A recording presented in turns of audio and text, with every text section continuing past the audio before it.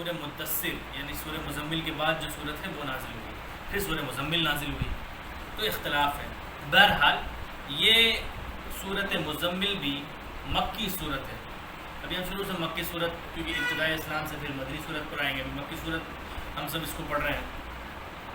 اللہ تبارک و تعالیٰ اس کا جو پہلا لفظ ہے یا ایھا المزمل، اسی میں بہت راز چھپا ہوا ہے۔ اس کا شان نزول یہ ہے کہ سرکار دو عالم صلی اللہ علیہ وسلم پر جب وحی کا نزول ہوا تو آپ غار حرا سے نکل کر مدینہ طیبہ اور مکہ مکرمہ آئے، اپنے گھر میں آئے، تو حضرت خدیجہ کبریٰ کو کہا کہ جلدی سے مجھے چادر اڑاؤ، تو آپ نے کالی چادر اڑائی۔ ایک اس کے بارے میں یہ قول ہے۔ ایک قول یہ ہے کہ سرکار دو عالم صلی اللہ علیہ وسلم ایک مرتبہ سوئے ہوئے تھے تو آپ صلی اللہ علیہ وسلم نے کالی چادر اڑی ہوئی تھی، اور منظر اتنا پیارا تھا کہ چادر کالی اڑی ہوئی تھی اور چادر سے چہرہ یعنی آفتاب نبوت یعنی چہرہ نبوت، وہ حسن و جمال کا پیکر، بس چہرہ مبارک باہر تھا، باقی پورا سراپا کالی چادر میں لپٹا ہوا تھا اور بس چہرہ باہر تھا۔ تو اللہ تبارک و تعالیٰ نے کہا کہ یا ایھا المزمل، اے کملی اوڑھنے والے، اے کالی چادر اوڑھنے والے پیارے، اٹھیے۔ یہ کیوں کہا؟ عربی میں یہ طریقہ ہے، بلکہ عربوں کا یہ طریقہ ہوا کرتا تھا کہ جب وہ اپنے محبوب کو دیکھتے تھے، جب وہ اپنے محبوبوں کو دیکھتے تھے جس سے وہ بہت پیار کرتے تھے، جس سے وہ ان کو شغف محبت ہوتی تھی، تو عربوں کا یہ طریقہ تھا، اور عربی کا بھی یہ طریقہ ہے کہ وہ محبوب کو اسی انداز سے مخاطب کرتے تھے، وہ جس خلیے میں ہوتا تھا، وہ جس خلیے میں موجود ہوتا تھا، جب وہ ملتے تھے تو اس کو اسی انداز میں اسی طریقے پر مخاطب کرتے تھے جیسے اس کی ڈریسنگ ہوتی تھی، جیسا اس کا حال و حوال ہوتا تھا۔ مثلا ایک صحابی رسول تھے، وہ لیٹے ہوئے تھے، سوئے ہوئے تھے، سرکار دو عالم صلی اللہ علیہ وسلم آتے ہیں اور کہتے ہیں یا نعمان، اے سونے والے کھڑے ہو جاؤ، اٹھ جاؤ، تو ان کا نام وہی۔ پھر اس کے بعد ایک مرتبہ مولا کائنات حضرت علی کرم اللہ وجہہ الکریم کی حضرت فاطمۃ الزہرا سے کسی بات پر خفا ہو گئے، تو خفا ہونے کے بعد مسجد نبوی میں آ کے تشریف فرما ہوئے، لیٹے تو آپ کی پیٹھ مٹی سے گرد آلود ہو گئی، مٹی لگ گئی پیٹھ میں، لیٹے ہوئے تھے، سو گئے، نیند آ گئی۔ سرکار دو عالم صلی اللہ علیہ وسلم آتے ہیں اور کہتے ہیں یا ابا تراب قم، اے مٹی کے باپ کھڑے ہو جاؤ۔ تو آپ اسی لیے ابا تراب کے نام سے جانے جاتے ہیں۔ اسی طریقے سے حضرت ابو ہریرہ، حضور نے آپ کو کہا کہ یا ابا ہریرہ، اے بلی کے باپ۔ وہ تو بلی کے باپ نہیں تھے، لیکن چونکہ حضور نے کہا تھا اے بلی کے باپ، وہ بلی پالتے تھے، پوستے تھے اپنے گھر۔ ایک قول یہ ہے، اور ایک قول یہ ہے کہ اس وقت بلی سے کھیل رہے تھے، حضور گھر کی طرف سے گزرے تو کہا یا ابا ہریرہ، اے ابا ہریرہ ادھر آؤ۔ تو معاملہ یہ ہو گیا کہ ان کا اصلی نام جو ان کے والدین نے رکھا تھا وہ متروک ہو گیا، اور ابو ہریرہ اس قدر مقبول ہوا کہ حدیث میں، سیر کی کتابوں میں، تفسیری کتابوں میں ہر جگہ ابو ہریرہ اور ابو ہریرہ نظر آنے لگا۔ اس سے کیا پتہ چلا کہ عربوں کا یہ طریقہ ہوتا تھا کہ وہ اپنے محبوبوں کو اس خلیے میں، اس انداز سے مخاطب کرتے تھے، اس سے بات کرتے تھے، اس کو پکارتے تھے، وہ جس کیفیت میں ہوتا تھا۔ زلفیں گری ہوئی ہو تو اسی انداز، ٹوپی پہنا ہوا ہو تو اس کو ایسے بلاتے تھے۔ غرض کے اللہ تبارک و تعالیٰ نے بھی اپنے سب سے پیارے محبوب، دونوں جہاں کے آقا و مولا، ہم سب کے مابا و ملجا جناب احمد مصطفیٰ محمد مصطفیٰ صلی اللہ علیہ وسلم کو جو کالی کملی اوڑھ کے بیٹھے تھے، مخاطب اسی طریقے سے کیا کہ اے کالی کملی اوڑھنے والے، آپ سوئیں، بے شک سوئیں، آرام فرمائیں۔ اس کے بعد سونے کے بعد قم اللیل، کھڑے ہو جائیں، الا قلیلا، میری یاد میں کھڑے ہو جائیں۔ کتنا کھڑے ہو جائیں؟ الا قلیلا، آدھی رات، تھوڑا کھڑے ہو جائیں۔ پھر فرمایا تھوڑا کتنا؟ یہاں پہ آپ کو معلوم ہونا چاہیے اس وقت نمازیں فرض نہیں ہوئی تھی۔ حضرت عائشہ صدیقہ رضی اللہ تعالیٰ عنہ سے کسی نے پوچھا کہ ہمیں آپ سرکار کے رات کے قیام کے بارے میں بتائیے کہ رات میں کیسے قیام کرتے تھے، رات کے قیام کے بارے میں بتائیے، رات کے قیام کے بارے میں بتائیے۔ جہاں پہ اس میں نماز فرض نہیں ہوئی تھی، حضرت عائشہ سے کسی نے پوچھا کہ ہمیں آپ سرکار کے بارے میں بتائیے کہ وہ رات میں کیسے اٹھتے تھے۔ تو حضرت عائشہ نے کہا کہ تم نے سورہ مزمل نہیں پڑھا، تم نے نہیں دیکھا کہ اللہ تبارک و تعالیٰ اپنے حبیب کو کس طریقے سے کہتا ہے کہ میری یاد میں کھڑے ہو جاؤ۔ تو پھر راوی نے پوچھا کہ اچھا تو حضور کیسے کھڑے ہوتے تھے؟ تو کہا کہ سرکار دو عالم صلی اللہ علیہ وسلم کو اللہ نے رات کے آدھے پہر میں اٹھنے کا حکم دیا تھا، اور رات یعنی تہجد کی نماز حضور پر فرض تھی اور آپ کے اصحاب پر بھی فرض تھی۔ اس کے بعد حضرت عائشہ نے کہا کہ سرکار دو عالم صلی اللہ علیہ وسلم رات کو قیام کرتے، آپ کے بعض اصحاب بھی آپ کے ساتھ ہوتے۔ اس کے بعد اللہ تبارک و تعالیٰ نے اس سورت کے آخری حصے کو 1 سال تک روکے رکھا، تو رسول اللہ صلی اللہ علیہ وسلم نے 1 سال تک ہر دن ہر رات قیام کرتے مکہ میں، اور پھر اللہ تبارک حضرت عائشہ نے فرمایا کہ اللہ تبارک و تعالیٰ نے اپنے حکم میں تخفیف کی، یہ بخاری شریف کی حدیث ہے، فرمایا کہ اللہ نے اپنے حکم میں تخفیف کی اور پھر یہ فرض نماز نفلی صورت اختیار کر گئی۔ خود اللہ کے رسول صلی اللہ علیہ وسلم نے ارشاد فرمایا، حضرت عباس رضی اللہ تعالیٰ نے روایت کرتے فرمایا کہ اے لوگوں، مجھ پر 3 چیزیں فرض ہے جو تمہارے لیے نفل ہیں۔ حضور نے کیا فرمایا؟ مجھ پر 3 چیزیں ایسی ہیں جو فرض ہیں لیکن تمہارے لیے وہ چیز نفل ہے۔ کیا؟ پہلی چیز وتر کی نماز، دوسری تہجد کی نماز، اور تیسری چاشت اور اشراق کی نماز۔ حضور نے فرمایا کہ مجھ پر فرض ہے لیکن تمہارے اوپر یہ فرض نہیں ہے، نفل ہے۔ پھر اس کے بعد یہ آیت، توجہ سنیے گا اس آگے کی آیت میں، قم اللیل، راتوں کو کھڑے ہو جاؤ، الا قلیلا، تھوڑا، نصفہ، آدھی رات، او انقص منہ، یا اس سے کچھ کم کر لو، او انقص منہ قلیلا، او زد علیہ، یا پھر کچھ بڑھا لو، ورتل القرآن ترتیلا، اور قرآن کو خوب ٹھہر ٹھہر کے پڑھا کرو۔ قرآن کو خوب ٹھہر کے پڑھنے کا حکم ہے۔ یہاں پہ ایک بہت لطیف بات ہے جو میں نے اس سے پہلے بھی آپ لوگوں کو بتایا تھا کہ اللہ تبارک و تعالیٰ اپنے حبیب کو کہتا ہے کہ اے حبیب میری یاد میں کھڑے ہو جاؤ۔ حضور نے فرمایا کہ اللہ کو حضرت داؤد علیہ السلام کی نماز پڑھنے کا طریقہ بڑا پسند تھا۔ وہ کیا کرتے تھے؟ وہ کرتے یہ تھے کہ سو جاتے تھے فوراً، اور رات کے آخری پہر میں اٹھ کے اللہ کی عبادت کرتے تھے۔ تو حضور نے فرمایا کہ اللہ کو حضرت داؤد علیہ السلام کی عبادت کا طریقہ بڑا پسند ہے۔ اسی پر یہ آیت نازل ہوئی کہ حبیب، اور آپ کو معلوم ہے رات کیا ہوتی ہے؟ ابھی جو ہے نا یہ رات شروع ہو گئی، مغرب سے لے کر فجر تک رات کا وقت ہوتا ہے۔ اللہ نے فرمایا کہ آدھی رات میری یاد میں کھڑے ہو جائیں۔ ہم تو عشاء کی نماز پڑھتے ہیں، 10 منٹ پڑھتے ہیں، 15 منٹ پڑھتے ہیں، سوچتے ہیں نفل ضروری تھوڑی ہے، چھوڑو نفل کیا ضرورت ہے، 15 منٹ ہوتا ہے، 10 منٹ ہوتا ہے، دل کچھ آٹھ ہونے لگتا ہے۔ اور اللہ کے رسول کو کس قدر حکم دیا جا رہا ہے؟ 6 گھنٹہ، گرمی سردیوں میں تو 12 گھنٹے کا کم سے کم ہوتا ہے، رات تو 12 گھنٹے کی ہوتی ہے سردیوں میں کم سے کم۔ تو آپ اس سے اندازہ لگا سکتے ہیں کہ مغرب سے لے کے فجر تک کا وقت پورا رات ہے، اور آدھی رات کھڑے ہونے کا مطلب کتنا دیر ہوا؟ 6 گھنٹہ سردیوں کے اعتبار سے، اس سے کم کر لیں تو 5.5، یا بڑھا لیں تو 6.5 یا 7، یعنی اتنی دیر کھڑا رہنا اللہ کے رسول پر فرض تھا اللہ کی یاد میں۔ پھر وہ نفل ہو گیا، حضور کی بات الگ تھی، لیکن اگر ہم حضور کے اتباع کا دعویٰ کرتے ہیں، حضور کی محبت کا دعویٰ کرتے ہیں، تو ہم بھی تو کچھ کھڑے ہوں، کچھ دیر اللہ کے قیام کے لیے، اللہ کی محبت میں ہم بھی تو کھڑے ہوں۔ آپ کو معلوم ہے اللہ تبارک و تعالیٰ ارشاد فرماتا ہے، حضور نے ارشاد فرمایا، حدیث پاک میں آتا ہے، ان ربک جل جلالہ ینادی فی کل لیلہ هل من مدکر هل من تائب هل من مستغفر۔ اور ایک حدیث میں آتا ہے، حضرت ابو ہریرہ رضی اللہ تعالیٰ عنہ روایت کرتے ہیں کہ اللہ تبارک و تعالیٰ رات کو اپنے شان کے مطابق پہلے آسمان پہ آتا ہے۔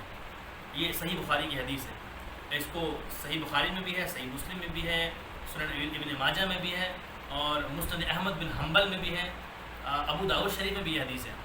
فرمایا حضرت ابو ہریرہ نے کہ اللہ کے رسول صلی اللہ علیہ وسلم سے میں نے سنا کہ اللہ کے رسول نے فرمایا کہ اللہ تبارک و تعالیٰ ہر رات اپنی شایان نشان پہلے آسمان پر جلوہ فرما ہوتا ہے، اور یہ ندا دیتا ہے، یدعونی من یدعونی فاستجب لہ، ومن یسألنی فاعطیہ، ومن یستغفرنی فاغفر لہ۔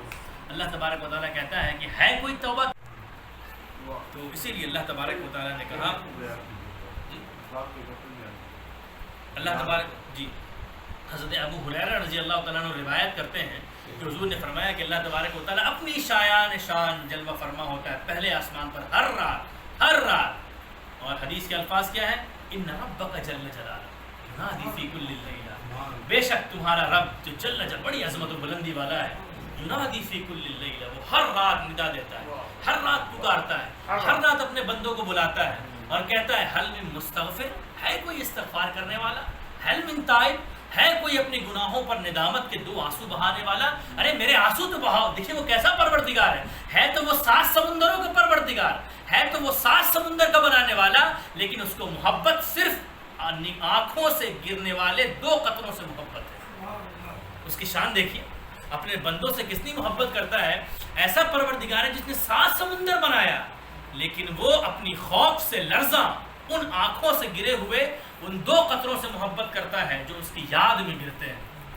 تو اللہ تبارک و تعالیٰ نے حضور نے فرمایا کہ اللہ تبارک و تعالیٰ ندا دیتا ہے کوئی توبہ کرنے والا، ہے کوئی معافی مانگنے والا، اور اپنے فرشتوں کو کہتا ہے من یدعونی فاستجب، جو مجھ سے دعا کرتا ہے اس کی دعا کو قبول کر لو، ومن یسألنی فاعطی، جو مجھ سے کسی چیز کی ڈیمانڈ کرتا ہے اس کی ساری ڈیمانڈوں کو پوری کر دی جائے، ومن یستغفرنی فاغفر لہ، اور جو مجھ سے استغفار کرتا ہے، مجھ سے معافی مانگتا ہے، اے فرشتوں اس کے گناہوں کو معاف کر۔ ایسا پروردگار ہے ہمارا، ایسا رب ہے جس کی کوئی نظیر کائنات میں نہیں مل سکتی، ایسا معاف کرنے والا، ایسی محبت فرمانے والا ان سے جو اس کے نام پر کھڑے رہتے ہیں، جو اس کا کلمہ پڑھتے ہیں۔ نافرمانوں کے اللہ تبارک و تعالیٰ بڑا سخت ہے۔ اللہ فرماتا ہے ان بطش ربک لشدید، بے شک تمہارے رب کی پکڑ بہت سخت ہے جس کا تم اندازہ بھی نہیں لگا سکتے۔ تو اپنے حبیب کو اللہ تبارک و تعالیٰ مخاطب کرتا ہے اور کہتا ہے اے حبیب آپ رات کو قیام کیا کریں، کھڑے ہویا کریں، جتنی آپ کی مرضی ہے اتنا کھڑے ہویا کریں، کم سے کم آدھی رات، اس سے کم یا اس سے زیادہ جتنا آپ کو اختیار ہے وہ اللہ آپ کے رب کی بارگاہ میں قبول ہے۔ پھر فرمایا ورتل القرآن ترتیلا، اور قرآن کو ٹھہر ٹھہر کے پڑھا کرو۔ یہ بہت پیاری حدیث ہے، اس کو آپ سب کو عمل کرنے کی ضرورت ہے۔ حضرت نعمان فرماتے ہیں کہ میں نے سرکار دو عالم صلی اللہ علیہ وسلم سے اس آیت کے نزول کے بعد سنا کہ حضور نے فرمایا کہ جو لوگ قرآن کو ٹھہر ٹھہر کے اور غنا کے ساتھ اچھے طرز کے ساتھ نہیں پڑھتے وہ ہم میں سے نہیں ہیں۔ یہ بہت بڑی بات ہے۔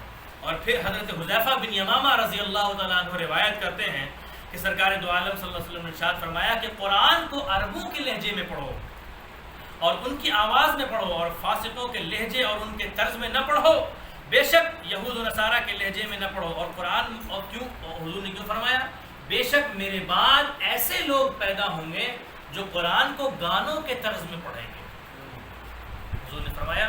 اور یہ یہ شعب الایمان کی حدیث ہے۔ فرمایا حضور نے کہ میرے بعد کچھ لوگ ایسے پیدا ہوں گے جو قرآن کو گانوں کے طرز میں پڑھیں گے اور نوحوں اور راہبوں کے طرز پر پڑھیں گے، اور اللہ کے رسول نے ارشاد فرمایا قرآن ان کے گلوں سے نیچے نہیں اترے گا اور وہ سب فاسق لوگ ہوں گے۔ آج کیا ہو رہا ہے؟ آج یہی ہو رہا ہے، ہم قرآن پڑھتے ہیں الگ الگ دھن نظر آتی ہے۔ اللہ حضور نے نہیں فرمایا، حضور نے فرمایا کہ عربوں کے طریقے پر پڑھو، جیسا عرب پڑھتے ہیں ویسے ہی پڑھو، ایسے طرز میں قرآن نہ پڑھو جو گانوں سے ملتا جلتا ہو۔ یہی حکم نعت کا بھی ہے۔ نعت کیا ہے؟ اللہ تبارک اللہ کے رسول نے فرمایا کہ مجھ سے اللہ فرماتا ہے کہ اے حبیب جو آپ کو یاد کرتا ہے وہ مجھے یاد کرتا ہے، یعنی جو آپ کا ذکر کرتا ہے گویا وہ رب کا ذکر کرتا ہے۔ اور حضور نے خود فرمایا من رآنی فقد رأى الحق، جس نے مجھے دیکھا اس نے پروردگار کو دیکھ لیا۔ تو اگر حضور کی نعت ہے، اگر حضور کی یاد ہے، اگر حضور کی تعریف ہے، اگر حضور کا ذکر ہے تو وہ خود اللہ تبارک و تعالیٰ کا ذکر ہے۔ تو نعت کو بھی گانوں کے طرز پر پڑھنا اسی طریقے سے سخت ترین ممنوع اور حرام قرار دیا گیا ہے۔ کیوں؟ کیونکہ گانوں کے بنانے والے فاسق اور فاجر ہیں، اس میں کسی کو اعتراض نہیں ہے، اور گانا بے شک فسق و فجور کی طرف لے جاتا ہے، تو گانوں کا طرز اسی لیے ناپسندیدہ ہے، اور نعت کو بھی گانوں کے طرز پہ پڑھنا اسی لیے حرام اور ممنوع قرار دیا گیا ہے۔ یہ آسان سی بات سمجھ میں آ گئی۔ اب مولا کائنات کا قول ہے۔ مولا سے کسی نے پوچھا، حضرت علی سے کسی نے پوچھا کہ مولا قرآن کو کس طریقے سے پڑھنا چاہیے؟ تو مولا کائنات نے ارشاد فرمایا کہ دیکھو تم جس طریقے سے خراب کھجوروں کو اور اچھی کھجوروں کو بڑی آسانی سے الگ کر لیتے ہو، اور جب بال کٹوانے جاتے ہو تو ایک طرف سے بال کٹوا دیتے ہو کیونکہ وہ سارے بال ایک طریقے کے رہتے ہیں، کھجوریں ردی ہیں تو ایک طریقے کی ہیں، اچھی ہیں تو سب ایک اچھی ہیں، بال ہیں تو سب ایک طریقے کے بال ہیں، کٹوا دیتے، لیکن قرآن کے معاملے میں ایسا نہ کرنا۔ اور الفاظ سنیں حضرت علی کے، حضرت علی نے فرمایا کہ جب قرآن کو پڑھنا تو جب کوئی نادر نقطہ نظر آئے تو وہاں پہ ٹھہر جانا۔ کیا فرمایا؟ کہ جب قرآن کو پڑھو تو وہاں پہ اگر کوئی نادر نقطہ آئے تو ٹھہر جانا اور اپنے دل کو اس کی اثر انگیزی سے متحرک کرنا۔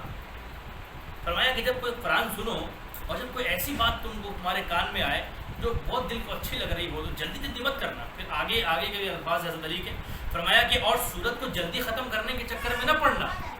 فرمایا کہ جہاں پہ کوئی اچھی بات لگے، جو چیز اچھی معلوم ہو، وہاں پہ ٹھہر جاؤ، اس کو دوبارہ پڑھو اور اپنے دل کو قرآن کی تاثیر سے حرکت دو تاکہ یہ تم کو ایسا فائدہ دے جو دوسری کوئی کتاب نہیں دے سکتی. یہ مولا علی کا قول تھا اور یہ اس آیت کی تفسیر تھی. ورتل القرآن ترتیلا، اور قرآن کو ٹھہر کے پڑھنا. حضور نے فرمایا کہ جو قرآن کو ٹھہر کے نہیں پڑھتا وہ ہم میں سے نہیں ہے. یہ بہت بڑی بات ہے. پھر اللہ نے ارشاد فرمایا انا سنلقی علیک قولا ثقیلا، اے حبیب ان قریب ہم آپ پر ایسا کلام نازل کریں گے جو بہت بھاری بھرکم ہوگا. بھاری کس اعتبار سے ہوگا؟ اس میں دو احتمال ہیں. ایک احتمال تو یہ ہے کہ اس میں بعض چیزوں سے منع کیا جائے گا اور بعض چیزوں کی طرف جانے کا حکم دیا جائے گا. اے حبیب اس میں اوامر و نواہی بھی ہوں گے اور احکامات بھی ہوں گے اور حرام چیزوں سے روکنے کی طرف بھی تنبیہ کی جائے گی. دیکھیے لوگوں کو اس پر عمل کرنا بڑا مشکل نظر آئے گا، بڑا گرا گزرے گا، بڑا بھاری گزرے گا. آپ دیکھیں آج بھی تو یہ ہو رہا ہے، قرآن کے احکامات پر کہاں لوگ عمل کر رہے ہیں، ان کے دل میں بڑا بھاری گزرتا ہے، بڑا تکلیف ہوتی ہے، بڑا بھاری لگتا ہے. تو ایک احتمال تو یہ ہے کہ اس پر عمل کرنے کے اعتبار سے وہ بہت بھاری ہے، اور ایک یہ احتمال ہے کہ اس میں وزن اتنا ہے قرآن پاک میں کہ اللہ تبارک و تعالیٰ نے فرمایا کہ لو انزلنا ھذا القرآن علی جبل لرأیتہ خاشعا متصدعا من خشیۃ اللہ، کہ لو انزلنا اگر ہم نازل کرتے ھذا القرآن اس قرآن کو، اپنے کلام کو، جبل پہاڑ پر، لرأیتہ خاشعا تو تم پہاڑ کو دیکھتے کہ وہ میرے خوف سے جھک جاتا، خاشعا متصدعا من خشیۃ اللہ، اور میرے خوف سے، میرے جلال سے، میرے قہر و غضب کو پہچان کر وہ ریزہ ریزہ ہو جاتا، یعنی مٹی کے مانند ہو جاتا. خاشعا متصدعا من خشیۃ اللہ. صحابی رسول ایک صحابی ہیں، ان سے روایت ہے، انہوں نے فرمایا کہ ایک مرتبہ میں مسجد نبوی میں بیٹھا تھا، سرکار دو عالم صلی اللہ علیہ وسلم کے بغل میں بیٹھا تھا. سرکار کی کے ران مبارک، زانو مبارک، یہ اس کو زانو کہتے ہیں، یہ ران بھی، زانو بھی، زانو عطا بند کہتے ہیں. سرکار کا زانو مبارک میرے پیر کے اوپر تھا. بیٹھے تھے، سرکار کا زانو مبارک میرے پیر کے اوپر تھا. انہوں نے کہا کہ میں نے یہ محسوس کیا کہ بیگ میرا پیر، ایسا محسوس ہوا مجھے کہ سرکار دو عالم صلی اللہ علیہ وسلم کا پیر اتنا بھاری ہو گیا، گویا مجھے ایسا لگنے لگا کہ میرے پیر کے اوپر کوئی بھاری بھرکم پہاڑ رکھ دیا گیا ہے اور عنقریب اس وزن کی وجہ سے میرا پیر ٹوٹ جائے گا. خود حضرت عائشہ صدیقہ رضی اللہ تعالیٰ عنہ نے روایت کیا کہ میں نے بارہا حضور کو دیکھا کہ حضور کے اوپر جب وحی کا نزول ہوتا تو جب وحی نازل ہوتی حضور خاموش ہو جاتے، لیکن جب وحی کا نزول ختم ہو جاتا وہ سلسلہ تو حضور کی پیشانی مبارک پر اس قدر پسینہ آتا کہ آپ پسینے سے بھیگ جاتے. یعنی وزن اتنا ہے. تو اس کا دو احتمال ہو گیا، یعنی اس پر عمل کرنے کے اعتبار سے بھی وہ بھاری ہوگی ان لوگوں پر جن کے دل ایمان سے خالی ہوں گے، اور ایک احتمال یہ کہ وہ اپنے وزن کے اعتبار سے بھی اگر میں پہاڑ پر نازل کرتا تو پہاڑ ریزہ ہو جاتا. اے حبیب یہ تو آپ کے قلب مبارک کا صدقہ ہے کہ آپ کے دل نے برداشت کر لیا، اور آپ کے صدقے طفیل سے آپ کے بندے، آپ کے غلام اور آپ کی امت آج برداشت کرنے کی صلاحیت رکھ رہی ہے. ورنہ پہاڑ میں تو یہ قوت اور طاقت نہیں کہ وہ برداشت کر سکے. چاہے جائے کہ انسان برداشت کرے، وہ تو پہاڑ کے سامنے کوئی حقیقت نہیں رکھتے. پھر آگے کی آیت ہے اِنَّ نَاشِئَةَ اللَّيْلِ هِيَ أَشَدُّ وَطْئًا وَأَقْوَمُ قِيلًا. اے حبیب بے شک ہم جانتے ہیں ناشئۃ اللیل کہ رات کا اٹھنا، اشد وطئا یہ نفس پر بڑا گرا گزرتا ہے. فرمایا کہ حبیب ہم یہ جانتے ہیں بے شک ناشئۃ اللیل کہ ناشی مطلب اٹھنا، اللیل رات، ناشئۃ اللیل رات میں اٹھنا، اشد وطئا یعنی یہ نفس پر، یہ جان پر بڑا گرا گزرتا ہے. اقوام قیلا اور بات کو بڑا سیدھا کر دیتا ہے. اس کا مطلب کیا ہوا کہ جب حضور اللہ نے فرمایا کہ حبیب آپ راتوں کو قیام کیجیے اور آپ کے جو غلام ہیں، آپ کے جو اصحاب ہیں، ان کو بھی اپنے ساتھ کھڑا کیجیے. کیوں؟ کیونکہ اس سے فائدہ یہ ہوگا کہ نفس خوشی ہوگی. اگرچہ جان پر گرا گزرتا ہے، اگرچہ نفس اس سے دبتا ہے تو اس کو دبائیے.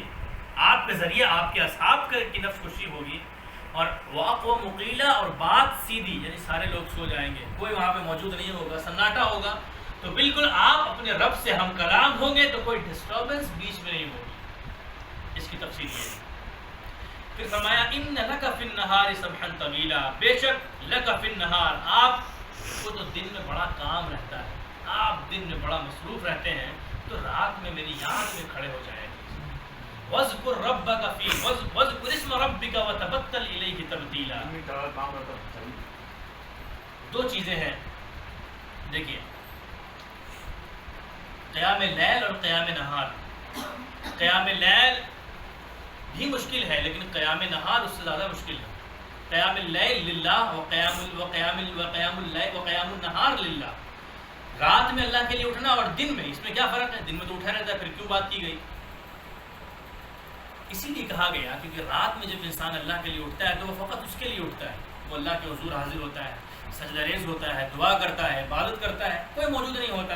لیکن جو دن میں اللہ کے لیے کھڑا ہوتا ہے اس کو گالی بھی سننی پڑتی ہے. جب وہ احکام اور شریعت کی بات کرتا ہے اور لوگوں کو اچھی چیز کی طرف بلاتا ہے اور ان کی بری حرکتوں سے روکتا ہے تو لوگ اس کو اس قدر ناپسند کرتے ہیں کہ طائف کی گلیوں میں پتھر بھی مارتے ہیں، اور کوئی بوڑھی عورت گندی غلیظ اوجھڑی بھی ڈال دیتی ہے، اور مکے کے کفار عجیب عجیب گالی بھی دیتے ہیں. بعض لوگ کافر بھی، بعض لوگ ساحر کہتے ہیں، بعض مجنون پاگل کہتے ہیں، اور بعض ایسے ایسے نازیبا الفاظ کہتے ہیں جن کا دہرانا بڑی شرم کی بات ہے. تو دن میں اٹھنا، دن میں آپ کو کام رہتا ہے، اس کا مطلب آپ دن میں طرح طرح کی مصیبتیں برداشت کرتے ہیں، تو آپ یکسوئی سے میری عبادت نہیں کر پاتے. تو کیونکہ نماز فرض نہیں ہوئی تھی اس وقت، تو اسی لیے اللہ نے فرمایا کہ حبیب رات، دن میں تو آپ کو بڑا کام رہتا ہے تبلیغ و دعوت میں، اسلام کی نشر و اشاعت میں، کفاروں کو تبلیغ کرنا، سب کے وہ ایسی ایسی بات کہتے تھے. اللہ تبارک تعالیٰ نے چھوڑا نہیں ان کو، آگے بات آئے گی اس کے ابھی. وہ ان کی حرکتوں پر اللہ تبارک و تعالیٰ نے کیا کیا ابھی بات آئے گی آگے. تو یہ ایک بات ہو گئی. اس لیے اللہ نے فرمایا کہ آپ کو دن میں بڑی مصروفیت رہتی ہے حبیب، تو آپ رات میں کھڑے ہوا کیجیے. وَاذْكُرْ رَبَّكَ، پھر فرمایا کہ اپنے رب کا ذکر کیجیے. یہ بڑی پیاری بات ہے. خانقاہوں میں جو ذکر ہوتا ہے اس کی حقیقت یہی اسی آیت سے نکلی. صوفیہ تفسیر میں نے پڑھا ہے کہ صوفیہ کے یہاں جو ذکر ہوتا ہے اس کی حقیقت یہیں سے نکلی ہے. کیوں؟ کیونکہ پہلے نماز کا ذکر ہے، قیام کا ذکر ہے، صلاۃ کا ذکر ہے، بعد میں ذکر ہے. ذکر بعد میں پہلے نماز ہے پھر ذکر ہے.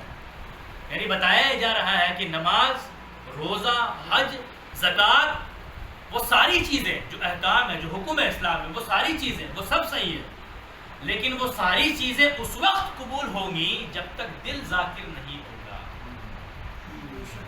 جب دل ذاکر ہو جائے گا، جب دل اللہ کو یاد کرنے والا ہو جائے گا تو نماز میں بھی اللہ ہی یاد آئے گا. ورنہ تو اگر دل ذاکر نہیں ہے تو نماز میں اللہ یاد نہیں آئے گا، وہ یاد آئے گا جو دل میں موجود ہے.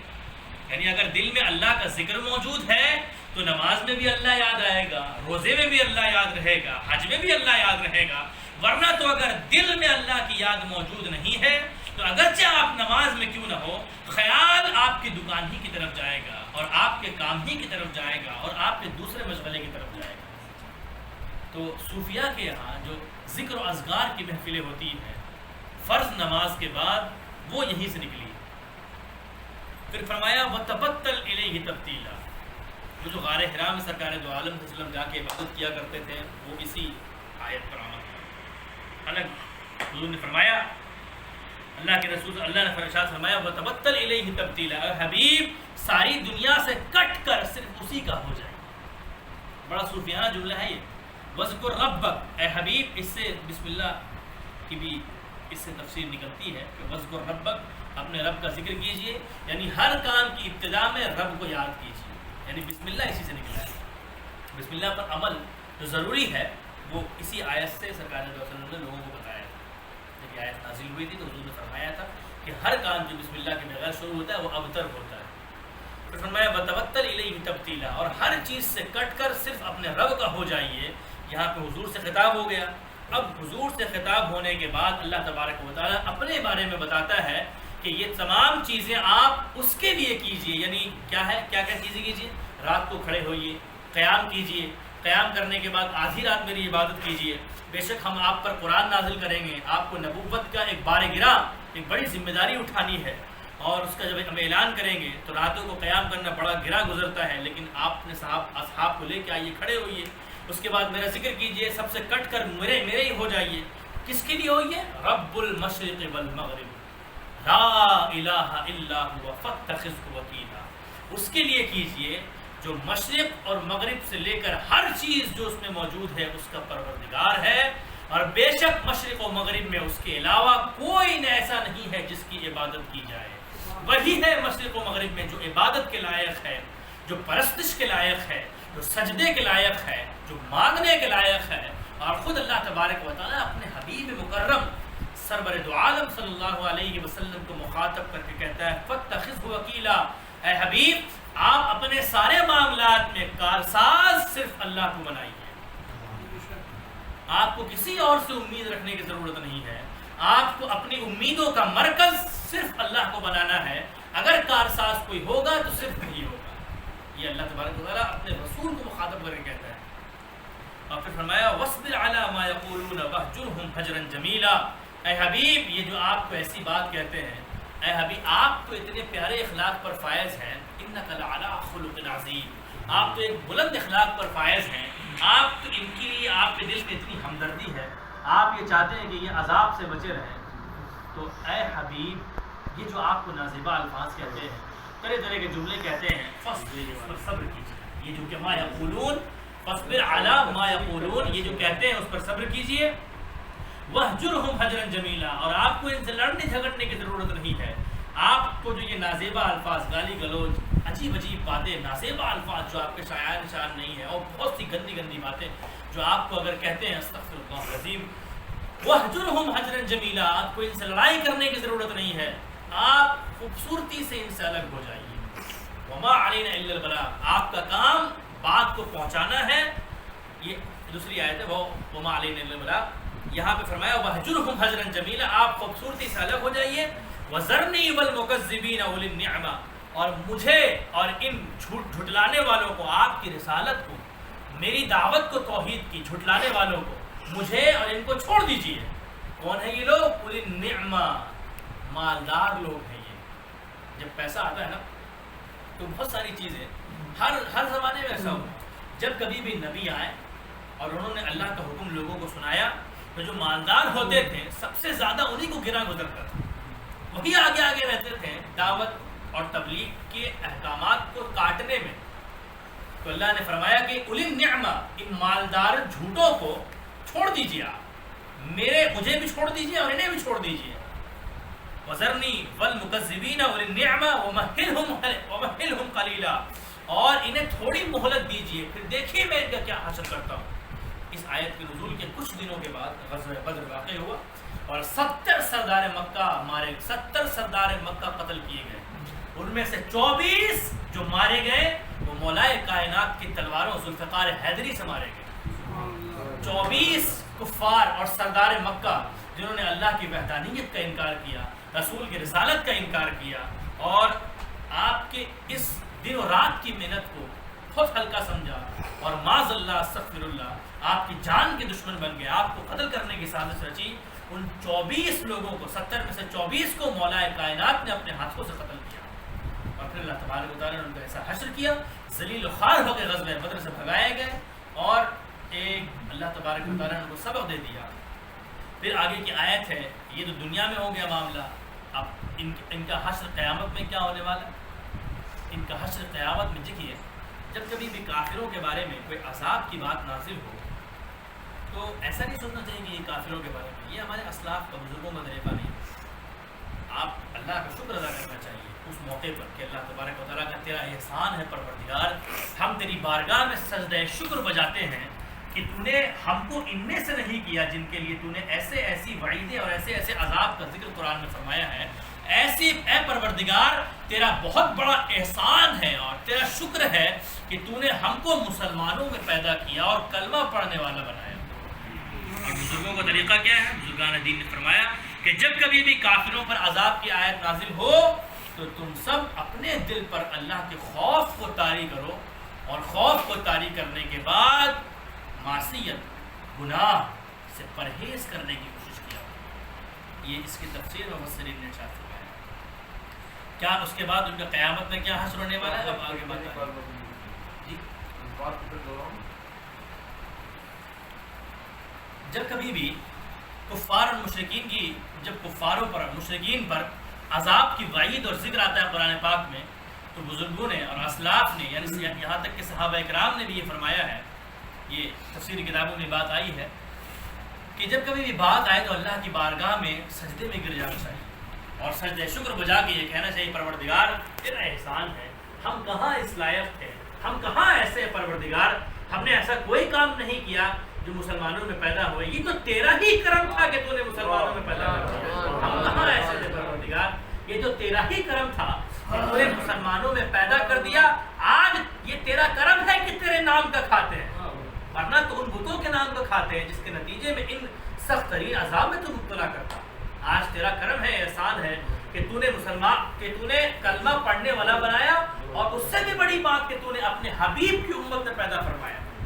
یہ صحیح بات ہے، ہم نے کون سا پیدا ہونے سے پہلے ہم نے ایسا کون سا کام کر دیا تھا اللہ تبارک و تعالیٰ کا کہ وہ ہمیں اس امت میں پیدا فرماتا ہے، تو اس کا کرم ہی تھا، اس چیز کو سمجھنے کی ضرورت ہے۔ اللہ فرماتا ہے فَاذْكُرُونِي، اللہ تبارک و تعالیٰ بنی اسرائیل سے کہتا ہے، بنی اسرائیل میری نعمتوں کو یاد کرو جو میں نے تم پر کی ہے، وَاذْكُرُوا نِعْمَتِيَ الَّتِي أَنْعَمْتُ عَلَيْكُمْ۔ اللہ تو یہاں پہ بزرگوں نے فرمایا جب کبھی بھی کافروں پر کوئی عذاب کی بات ہو تو اللہ کے احسان کو یاد کرنا چاہیے، اس کا شکر ادا کرنا چاہیے، اور یہ کہنا چاہیے کہ پروردگار تو نے ہم سب کو اس عذاب جو کافروں کے لیے اس سے بچا لیا، اب جو گناہوں کا عذاب ہے اس سے بھی بچا لیا۔ ہمیشہ اپنے گناہوں پر نادم ہونا چاہیے، شرمندہ ہونا چاہیے، اور بارگاہ الہی میں استغفار و توبہ کرنا چاہیے۔ وہ عذاب کیا ہے؟ ان لدینا انکالا وجحیما، بے شک اے حبیب آپ ان کفاروں کو جو آپ کو جھٹلاتے ہیں، وہ مالدار جھٹلانے والے، ان کو چھوڑ دیجئے اور کچھ مہلت دے دیجئے ان کو۔ ان لدینا انکالا، بے شک ہمارے پاس، انکالا ایسی زنجیر ہے، ایسی بیڑیاں ہیں بھاری کہ جب ہم ان میں ڈالیں گے تو وہ نکلنے کا سوچ بھی نہیں پائیں گے۔ وجحیما، اور پھر اللہ تبارک و تعالیٰ نے ارشاد فرمایا ان لدینا انکالا وجحیما، اور میرے پاس بیڑیاں ہیں اور سخت ترین عذاب ہے، وطعاما ذا غصۃ، اور ایسا کھانا ہے جو گلوں میں اٹک جانے والا ہے۔ قرآن پاک میں بتایا گیا ہے کہ اللہ تبارک و تعالیٰ جو کفاروں کو عذاب دے گا تو پتہ کیسے دے گا؟ بڑی بہت دردناک عذاب دے گا۔ وہ آگ کی شدت سے ان کو پیاس لگے گی، اور جہنم میں ایک زقوم کا درخت ہے جس کا پھل اس قدر کانٹے دار ہے کہ جب جہنمیوں کو بھوک لگے گی نا تو وہ پھل کھلایا جائے گا، جو دکھنے میں تو اتنا خوفناک نہیں ہوگا، لیکن جو ہی وہ منہ میں رکھیں گے اس کے کانٹے نکل جائیں گے۔ اور قرآن پاک کی پچھلی صورتوں میں اس کا ذکر آیا ہے کہ زقوم کا درخت، اس کا پھل جب وہ بھوک کی شدت سے جب وہ اس کو کھائیں گے نا تو وہ ان کے گلوں میں وہ پھل اٹک جائے گا، اسی کا ذکر یہاں پہ آیا۔ طعام مطلب کھانا، ذا غصۃ جو گلوں میں اٹک جانے والا ہے، وعذابا علیما جس میں بہت دردناک عذاب ہے۔ تو جب وہ پھل ان کے گلوں میں اٹک جائے گا تو وہ اٹکے ہوئے پھل کو اپنے پیٹ میں کرنے کے لیے پانی مانگیں گے، پانی دو پانی دو پانی دو، تو فرشتے ایسا کھولتا ہوا پانی ان کو لا کے دیں گے کہ جب وہ پانی کا کٹورا اپنے منہ کے پاس لے کے جائیں گے تو ان کا جو یہ کھال ہے یہ گر کر ان کے پیالوں میں چلا جائے گا۔ اللہم اجرنا من النار، اللہم اجرنا من، سب لوگ مل کے کہیے کہ اللہم اجرنا من النار، اللہم اجرنا من النار، اللہم اجرنا من النار۔ اے پروردگار اجرنا، اے پروردگار ہم سب کو رہائی عطا فرما، من النار آگ کے عذاب سے، جہنم کے عذاب سے۔ یہ دعا ہے، یہ حضور نے سکھایا، یہ دعا کرنا چاہیے، اے پروردگار ہم سب کو عذاب سے بچا، جہنم کی آگ سے، عذاب سے بچا۔ تو کیا ہوگا پھر جب وہ پیالہ کھولتا پانی کا ان کے سامنے اس قدر کھولتا ہوا پیالہ ہوگا کہ جب وہ ان کے منہ کے پاس لایا جائے گا تو ان کی جو یہ کھال ہے وہ گر کر ان کے پیالوں میں چلی جائے گی، اور جب وہ پھر بھی وہ اس کو پیئیں گے، چھوڑیں گے نہیں، اتنا تکلیف دہ وہ پھل ہوگا جو ان کے گلے میں اٹک جائے گا، وہ پیئیں گے اس پانی کو۔ جب وہ اس پانی کو پیئیں گے اور جب وہ پانی کھولتا ہوا جہنم کا ان کے پیٹ میں جائے گا تو ان کی اتڑیاں گل کر ان کے پیٹوں سے نکل جائیں گی، اور اس قدر سخت عذاب مبتلا کیے جائیں گے کہ اللہ تبارک و تعالیٰ فرماتا ہے الذی یصلی النار الکبریٰ ثم لا یموت فیہا ولا یحییٰ، کہ ان کو چھوڑ دیجیے اے حبیب، ان کو تو میں ایسے عذاب میں ڈالوں گا کہ جہاں نہ یہ مریں گے نہ یہ زندہ ہوں گے۔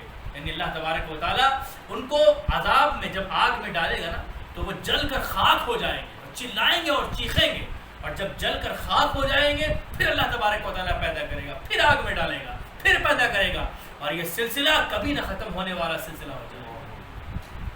پھر اللہ تبارک و تعالیٰ اپنے ربوبیت کے بارے میں اور اپنی بادشاہت کے بارے میں فرماتا ہے یوم ترجف الارض والجبال وکانت الجبال کثیبا مہیلا۔ اے حبیب وہ دن یاد کیجئے اور ان لوگوں کو اس دن کے بارے میں بتائیے، ترجف الارض والجبال، کہ جس دن زمین، یوم ترجف الارض والجبال وکانت الجبال کثیبا مہیلا، کہ اے حبیب آپ ان کو بتائیے اس دن کے بارے میں اور اس دن کو یاد کرائیے، ترجف الارض والجبال، کہ جس دن زمین اپنے رب کی قہر اور اس کے غضب اور اس کے ڈر سے کانپنے لگے گی، اور پہاڑ اپنے رب کے قہر و جباریت کی وجہ سے، اس کے جلال کی وجہ سے اور اس کے غصے کو دیکھ کر جو قیامت کے دن اللہ تبارک و تعالیٰ اپنے ناراضگی کا اور غصے کا اظہار کرے گا۔ قیامت کا ایک واقعہ ہے جو میں آپ سب کو بتانا چاہتا ہوں، تو آپ کو بتا دوں کہ اللہ تبارک و تعالیٰ حضرت جبرائیل علیہ السلام کو مخاطب کرے گا اور اپنے عرش کو اور اپنے وہ جو 5 فرشتے ہیں، اسرافیل، اسرائیل، میکائیل، جبرائیل، اور پھر اپنا عرش، اللہ تبارک و تعالیٰ سب چیزیں فنا ہو جائے گی، سور پھونک دیا جائے گا، تو اللہ تبارک و تعالیٰ کہے گا کون باقی؟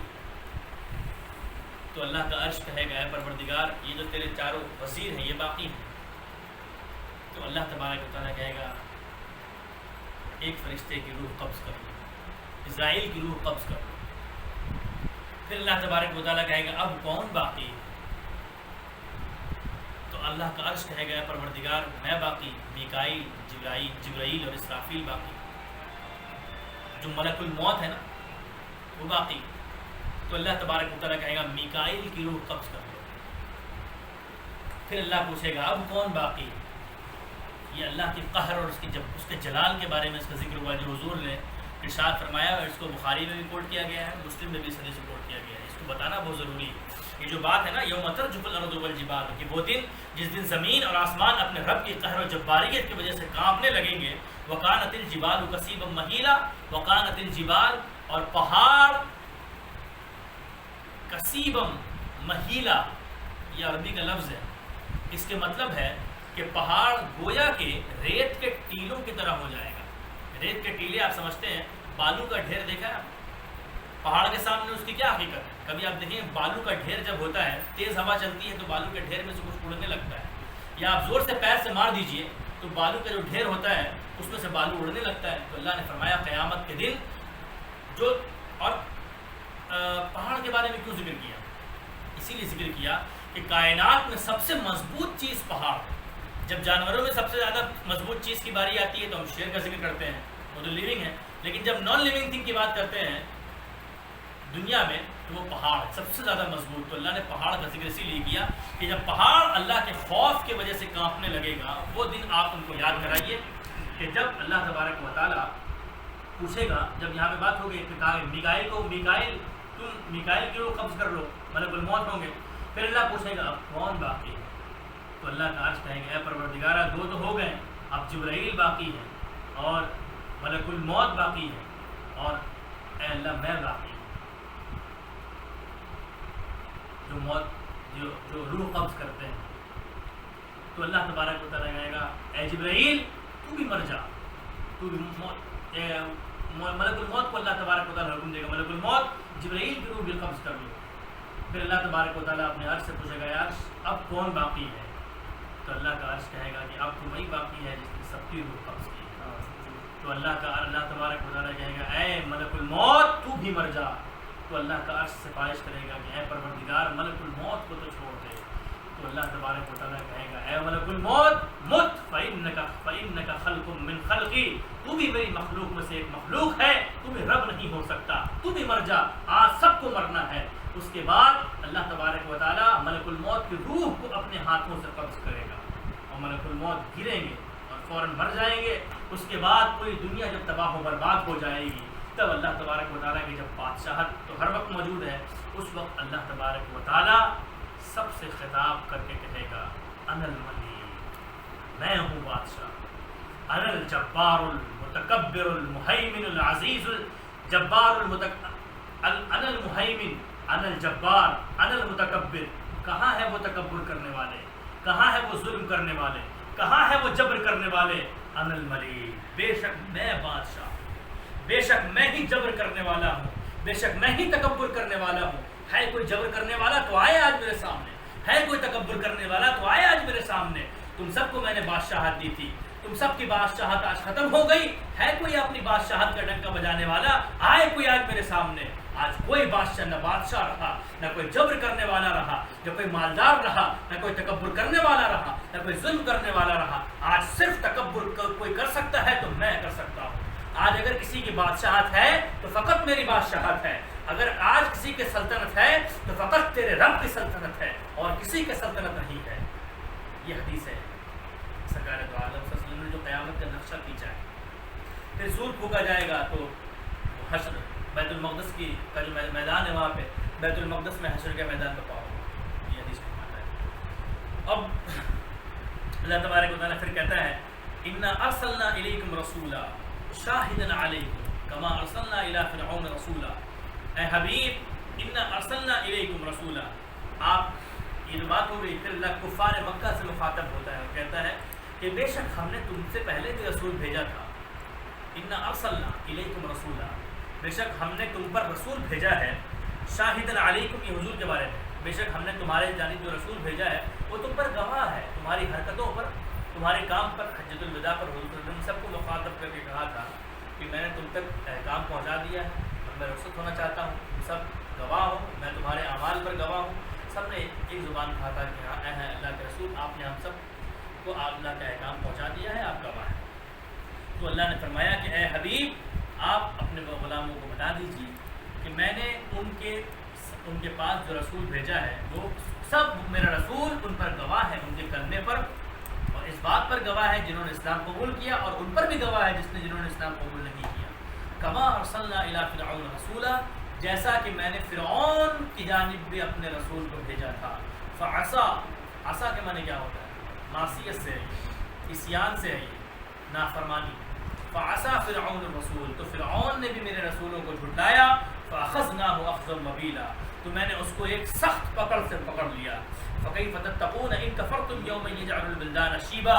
تو اے کفار مکہ، یہ کیا تھا فرعون کے بارے میں اس لیے اللہ تبارک و تعالیٰ نے ذکر کیا کہ مکے کے کافر اور مشرکین اپنے باپ دادا سے نا فرعون کی سلطنت کے بارے میں، فرعون کی بادشاہت کے بارے میں سنتے رہتے تھے کہ فرعون ایسا بادشاہ تھا، پہلے زمانے میں گزرا تھا. تو اللہ نے کہا کہ جو تم اپنے باپ دادا سے ان کے بارے میں سنتے ہو، جس کے بارے میں فرعون کے بارے میں، اس کا تو میں نے یہ حشر کیا کہ اس کو سخت عذاب میں مبتلا کیا اور اس کی پورے ماننے والے اور پوری قوم کو پانی کے درمیان ڈبو کے مار دیا.